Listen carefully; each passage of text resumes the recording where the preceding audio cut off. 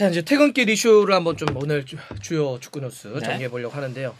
아니 그 맨시티의 필 포든이 뭐 사고가 나가지고 그 토트넘과의 경기 끝나고 가족들 어머니 여자친구랑 복싱을 보러 갔죠. 그런데 그 보러 간 이제 곳에서 어떤 한 무리가 필 포든 가족에게 시비를 걸었다. 그리고 이 필 포든에게 주먹질을 한 게 아니라 어머니한테 이제 뭐 주먹질을 했다. 그게 이제 보니까 막 이렇게 CCTV 같은 화면으로 지금 뭐 영국 현지에서도 계속 보도되고 있더라고. 좀 문제가 왜냐하면 또 이제 아무래도 폭력 사건이니까. 그렇죠.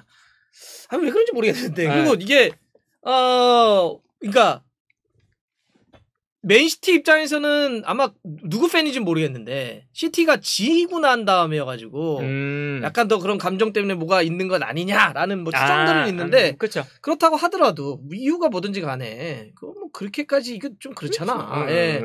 그래가지고 근데 맨시티도 안 좋은 일들이 조금 계속 이어지네. 그러니까요. 계속 좀 이제 뭐 칸셀루한테도 좀 안 좋은 일이 있었고 하면서 좀 안 좋은 일이 시즌 내내 좀 반복이 되고 거기 저기 저 왼쪽 그 수비 걔도 그 친구도 있고 그래서 안 좋은 애도 있고 어쨌든 근데 이 문제는 뭐 본인의 어떤 문제라기보다는 그런 이제 폭력 사건과 형사 문제까지도 갈 수 있어가지고 이게 맨시티 구단에서도 지금 얘기를 했더라고요. 필 포든과 그의 가족을 지지한다. 구단은 모든 필요한 지원을 다할 것이다 이렇게 했는데 이게 지금 뭐 말싸움만 끝난 것이 아니라 약간 뭐 몸싸움이나 폭력까지 이어져가지고 요거는 조금 더 비화될 가능성이 있다. 물론 뭐 필 포든이 크게 문제될 건 없을 것 같고 이런 이제 사건이 하나 있었습니다. 그렇죠. 좀 있었고 또 하나는 이제 오바메양. 아니 뭐 이거 뭡니까 이게? 난 아다마 트라오레가 바르셀로나 가서 되게 잘했잖아요. 그리고 요새 덴벨레도 이번 경기에 잘하고.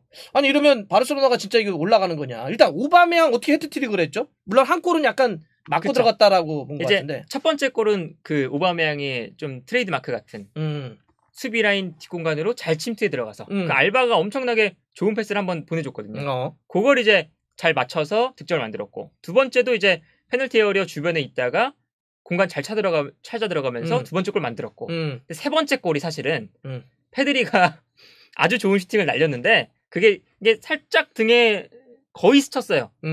그런데 그게 이 심판이 보기에는 이 오바메양이 맞은 것 때문에 득점으로 들어갔다. 이렇게 본 거죠. 뭐 사실 공격수는요 마지막 터치를 한 사람의 골로 보는 겁니다. 그렇죠. 뭐 수비는 뭐 그게 볼이 굴절됐냐 골대 안으로 향했냐를 보지만 공격수는 마지막 터치 있으면 골이 돼요. 그래서 오바메양이 엉덩이 맞아도 마지막에 결국에는 경기가 끝날 때 주심이 오바메양 득점이다라고 이제 선언을 했고 왜 선언을 해줘야 되냐면 공을 가져가냐 마냐거든. 그렇죠. 그래서 오바메양이 끝나자마자 그 공을 또 가져갔대요. 그러면서 헤트트릭이면 오바메양이 헤트트릭을 이제 이 분데스리가, 프리미어리그, 라리가에서 모두 헤트트릭을 기록한 선수가 되었다.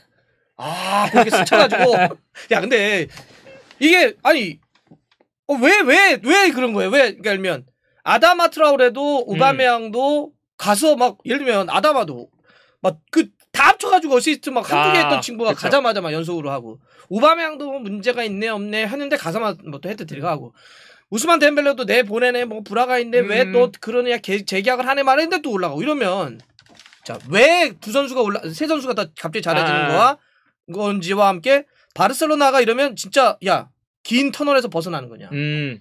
일단 첫 번째는 이 뭐 오바메양이나 아다마나 좀 동기부여의 문제도 있겠죠. 아무래도 이 아다마 트라오레도 울버햄튼과 재계약이 계속 안 되면서 조금 이제 주전에서도 밀리고 하면서 동기부여가 떨어진 상태였고 뭐 오바메양 같은 경우는 뭐 계속해서 문제 일으키면서 동기부여가 좀 많이 떨어진 모습을 보여줬고 그런데 이제 이 아다마 트라오레도 바르셀로나라는 이제 고향으로 돌아오니까 엄청나게 지금 이제 이 동기부여가 돼 있는 상태고 뿜뿜이 되는 것 같고 오바메양도 이제 바르셀로나랑 계약할 때 바르셀로나가 너 혹시 모르니까 우리 팀 규율에서 벗어나는 행동하면 바로 이 계약 해지할 수 있는 조항도 넣어 했는데 그것까지 감수하면서 온 거잖아요. 그러니까 자기도 다시 한번 보여주고 싶다라는 동기부여도 있는 것 같고 이게 바르셀로나라고 하는 이름값도 있는 것 같아요. 맞아요.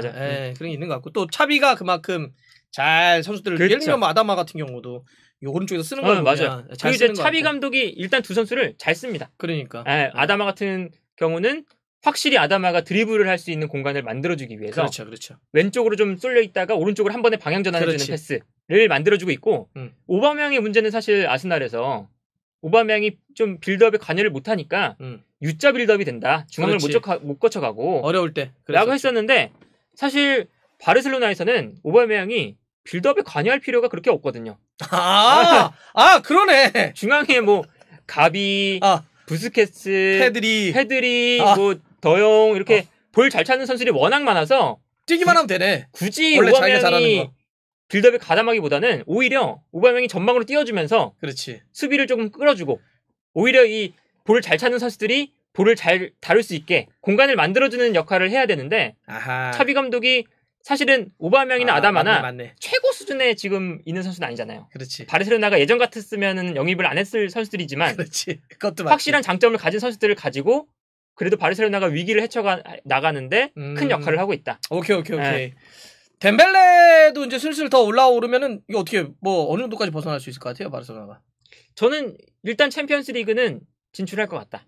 챔스까지. 네, 그리고 이제 혹시나 물론 이건 아주 희박한 상황이긴 하지만 레알 마드리드가 휘청휘청하고 있고 그래도 이제 중간에 이제 세비야나 베티스도 분명히 이제 우승권까지 우승 레이스를 할 것 같진 않고 마지막까지 가면 그러다 보니까 바르셀로나가 치고 나오면 아주 많은 긍정 회로를 돌리다 보면 우승 경쟁도 마지막엔 할 수 있겠다. 너무 저기 바르셀로나 의자 앉았다고 너무 긍정 회로 돌리는 거 아닙니까? 아무튼 그 정도로 지금 바르셀로나가 그래도 겨울 이적 시장을 꽤나 잘 보내면서 그래도 숨통이 트일 만한 그런 경기력을 보여주고 있다. 반전 친 건 맞는 것 같아요. 네, 맞아요. 자, 바르셀로나 얘기를 했고 아니 벤피카가 뭐 무슨 심판 뇌물 사건 때문에 강등될 위기가 있다는 얘기가 있더라고요. 그렇죠. 뭐예요 이 벤피카가 이 2018년도에 심판에게 한 약 27억 원 정도의 뇌물을 줬다.